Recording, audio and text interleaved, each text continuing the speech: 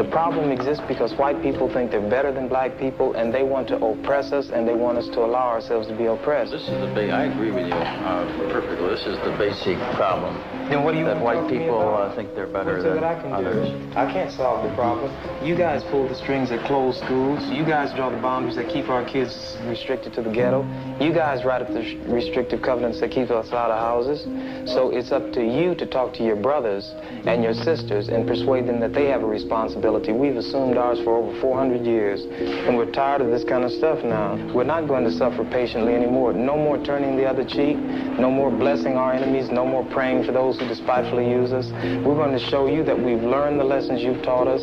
We've studied your history, and you did not take over this country by singing "We Shall Overcome." You did not gain control of the world like you have it now by dealing fairly with a man and keeping your word. You're treaty breakers, you're liars, you're thieves, you rape entire continents and races of people. Then you wonder why these very people don't have any confidence or trust in you. Your religion means nothing. Your law is a farce, and we see it every day. You demonstrated it in Alabama. And I can say you because you're part of the whole system. You profit from it. In fact, you make your living from it. You couldn't walk around and talk to people, stand up in your pulpit on Sunday and preach nice little songs and say, now we're going to give thanks to the Lord for he is good and old Jesus be among us. As far as we're concerned, your Jesus is contaminated, just like everything else you tried to force upon us is contaminated. Well, so you can have him. And here's what I'll say. I wish you would follow Jesus like we followed him. Because if you did that, then we'd be in charge tomorrow. I think the problem is so bad that we can have no understanding at all. You think it's gotten to the point where there can never be that reconciliation? Then? No. You talk about justice, and it means one thing to you, and we talk about it and it means something else to us. And it'll always be that way.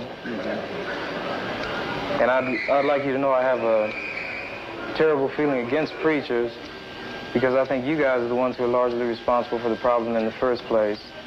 And you can accept it or not any way you choose. And for you, this may be an excursion, you know, across the line. What about the person that wants to listen? I genuinely feel that I want to listen. Well, if you listen and try to do something, you get kicked out of your church. See, that's the way your people are. Well, we can make changes. God bless you, little brother. We exist. Come back and see us again sometime. Then don't look back in anger. Thanks for taking it so well.